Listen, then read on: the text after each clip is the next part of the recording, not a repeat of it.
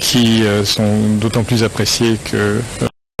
nos pistes connaissent une situation difficile, en tout cas dans les zones qui sont actuellement contrôlées par le M23, avec aussi la présence des forces armées du Rwanda. Ce que je veux dire, c'est que d'une part, la MONUSCO est déterminée à continuer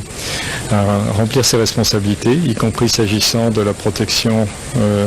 des personnes qui sont actuellement protégés dans nos bases. Je rappelle qu'il y a notamment beaucoup de combattants, soldats désarmés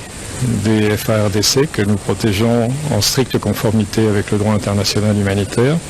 Ce que je veux dire également, c'est que naturellement, lorsque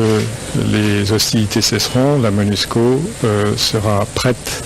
à faire tout le nécessaire pour superviser le respect de la cessation des hostilités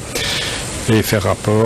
en sorte que les obligations soient respectées et que les violations fassent l'objet d'un rapport. La présence à Kinshasa du secrétaire général adjoint des Nations Unies coïncidant avec les bombardements de la population